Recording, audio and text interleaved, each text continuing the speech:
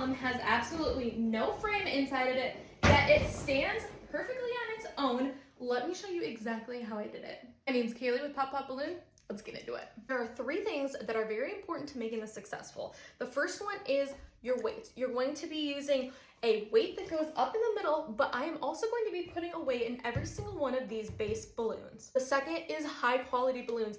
You need to be able to stretch these necks without them snapping, so using a high quality balloon is kind of essential for this project.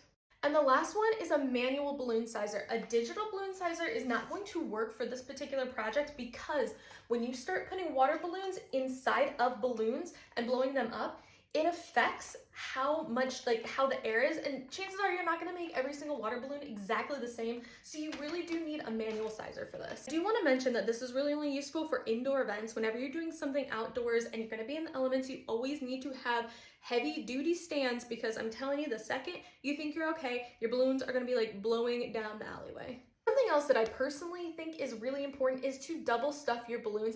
This is because it just gives it so much more, I don't know, it's like a harder balloon. When you only have a single balloon, they get really squishy and they just tend to like move around a lot. I found that when you double your balloons, it just gives it so much more structure and helps keep everything nice and solid. Let's go ahead and start with our water weights that are going in the bases of our balloons. Now the way I like to do this is I'm going to take a balloon, I'm going to double stuff it first, and then I'm going to blow it up to give it extra space, because when you triple a balloon, it has so much pressure on it that even filling it with water is a pain in the butt. So blow it up a little bit, let the air out, and then we're going to take our third balloon and we are going to triple stuff it. And then we're going to go fill this with water. When I'm at my faucet, I'm going to grab the 2 inside balloons. So you're going to see the white and like the really pastel green here. You don't really need to worry about the outside balloons. So get the 2 inside balloons over the faucet and go ahead and fill those with water. Once it's filled, you're going to pinch it, take it off, and then you are going to pull the white balloon up, push the other 2 down, and then go ahead and tie it off. This way you don't accidentally tie it into the other 2. And then we are gonna let that just drop down into our balloon so that we are only gonna be working and inflating a double stuffed balloon. Also, make sure to wipe off any excess water, because if you have 2 balloons, they're wet and they dry together, it can cause popping. Now that we have all our water weights filled, we're gonna go ahead and start with the base. Now the base is put together differently than the rest of it. So first, you're going to make sure that that water balloon is down inside. We're going to blow this up. I'm going to round it out a little bit, and then I'm going to use my sizer, and I like to use a 10-inch here. So push it through just until it just goes through, and then we are going to tie this off. And I do tend to tie these individually. It's just because the water inside, that water weight kind of throws you off a little bit, and I don't want to lose any air. So I tied them individually, and then I'm going to go back and I'm going to tie these 2 together, and I'm going to do that with the other 2 balloons in the base as well.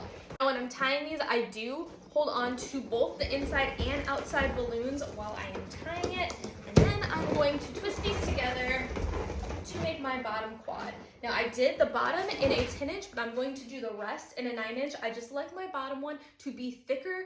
I don't know, I just feel like it helps like give it a little extra stability. So now we still need to add this water weight, but I'm going to attach the second layer first. You'll see why. So let's go ahead, blow up our second layer, and do those in a 9-inch size.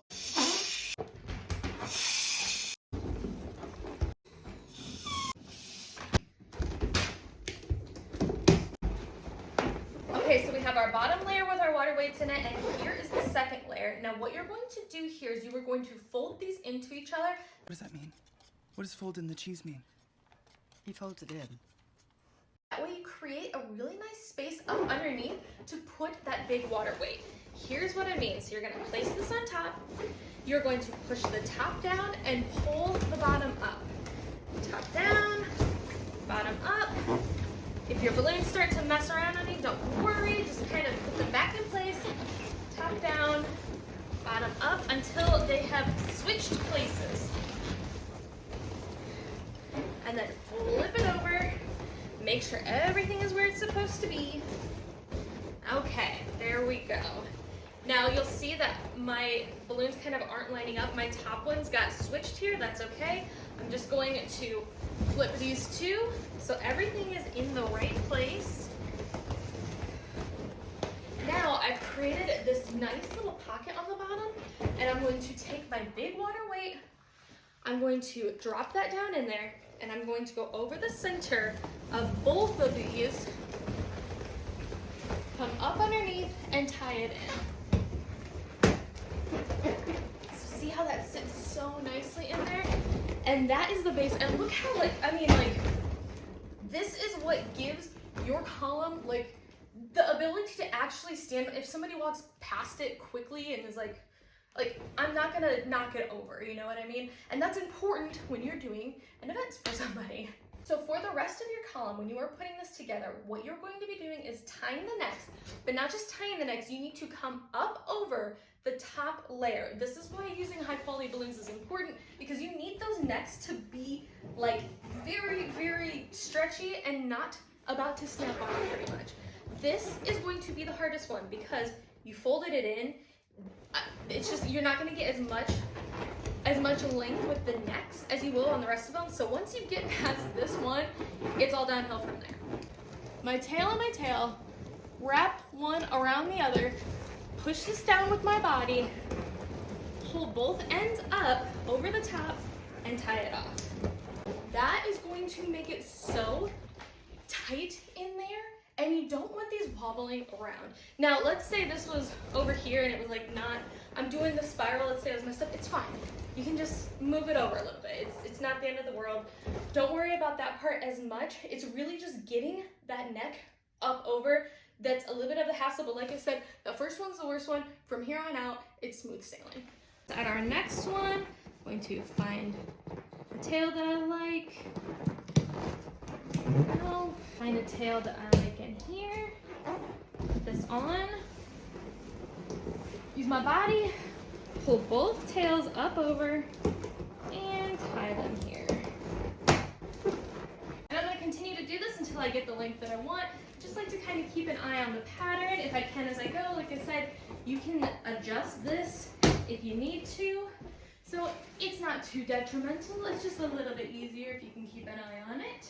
And I like to do 9 rows on mine with a topper on top of it unless the client specifically requests something taller. When it comes to adding a topper, I'm just going to use this for an example. There are 2 good ways to do it. One, you can simply just tie it to one of the balloons on top, kind of like you've been doing. Just tie a balloon to a balloon and it'll just sit on the top for you. The second way is to use a 260 balloon. I tend to cut mine in half because I am stingy with my 260s.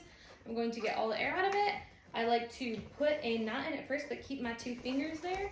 And then I grab the end, grab the little nub with my fingers, put it on, pull it, and then you can take this and you can just simply go over the top and tie it underneath here.